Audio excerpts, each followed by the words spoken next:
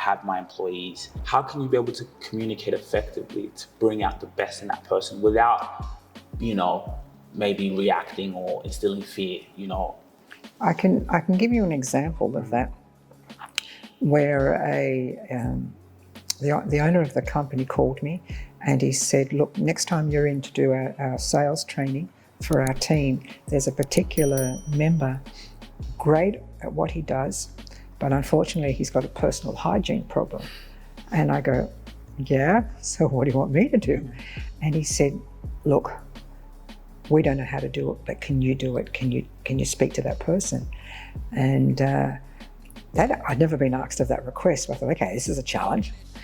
But I thought about it, and you've got to think of it from the perspective of that person. So I was really conscious of everything that was going to come out that day when I would have that meeting, that the ultimate goal, the end in mind, would be that his self-esteem is intact. Right? It has to be intact. You've got to say what you've got to say, but I was conscious, and I use the tone that I'm using now. I soften it.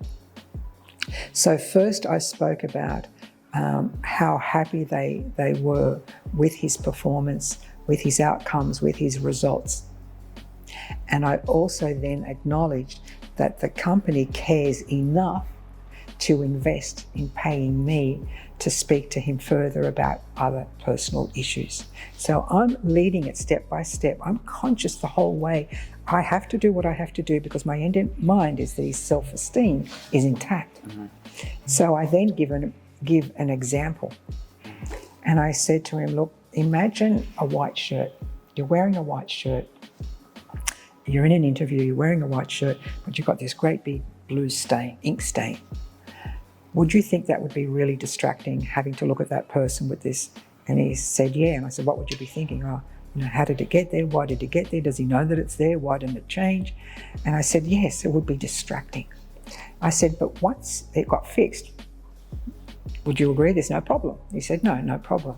So he said, now I said, so let me address the problem that your company has paid for me. Mind you, they've paid for me so that you fully can understand that it doesn't have to be a problem if you don't make it a problem. So I haven't yet told him. I'm getting him to agree and agree at every step. So when I say to him, okay, you have a problem, but it doesn't have to be a problem if you don't make it a problem, now it's the ownership's now going to be on him, how he's going to interpret what I'm about to say. So when I said the personal hygiene problem was bad breath, and that could be all personal issues. So before I even tell him, I tell him how I've got to be conscious when I'm out there and doing workshops. I'm there all day. I have my bag, my kit. I've got mouth spray. I'm always conscious. So I tell him first. Actually, ask you a question. I want you to think about this question. Are you an authority figure in your space? I know you're an entrepreneur, well, you're a solopreneur and you're determined, you're a thought leader. But the question is, are you an authority figure in your space? Because let's be honest, how are you going to separate yourself from your competitors? Where is your personal brand? And you know what? We have actually something very special for you. Follow me. You see, we have a scorecard, right? So you can actually evaluate if you're an authority figure in your space, because at the end of the day, when you separate yourself from your competitors. That is where opportunities come to you because your brand is strong. You have brand equity. So for you to actually see how long away you are from that, or if you're close there, the link in the description, you can fill out a scorecard. And this scorecard is amazing because it lets us know and see where you are. And it's just for free for you to actually see where your business is, where you are as a solopreneur, and how you're going to get to that level of being an authority figure in your space. Because you see, here at ETS Rubasha Media, I'm going to be honest with you, we are at limited capacity. We only want to be able to tailor our clients to the ones we know we can deliver value, because value takes time and we want to be able to work with your business. But the scorecard is actually just for you to see where you are and are you an authority figure? Think about it and we'll see you. Link in the description. I said, it's natural. If you haven't eaten all day, you're not going to. So I tell him those natural things that, and any one of us. So I'm not singling him out. See, it's not about it's about the sin and not the sinner, so to speak. Address that. And I said, so I addressed the issue. And I said, now it's up to you. I said, you know, you can take it from there. You could do this. I gave him all the suggestions. And he looked and I said, I also want you to acknowledge that they love what you do and they care enough that they didn't want you to be offended in any manner. But this would help you and also help everybody else that you're working with as well. And he had actually a smile on his face.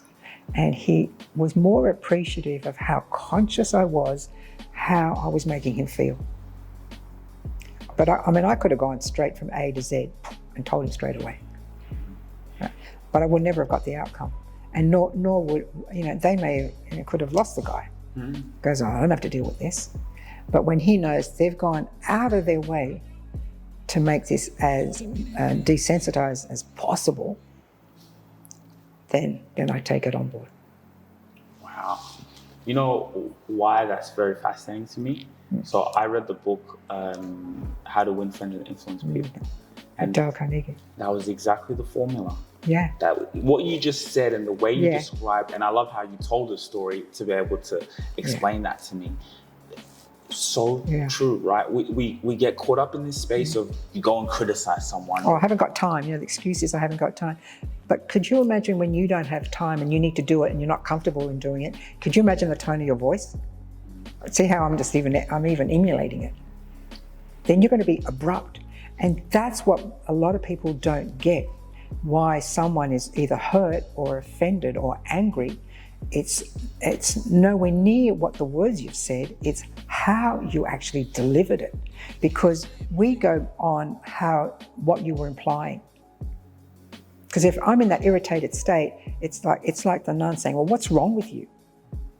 So, okay, I'm thinking from her attitude, she clearly is irritated that everything about me is wrong. So I go into my own interpretation and perception based on the tone of her voice. And that's where the trouble begins. That's what happens in the workplace most of the time.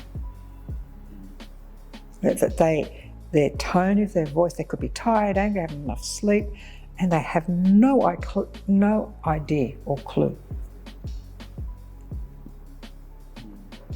Right? It's the tone of your voice.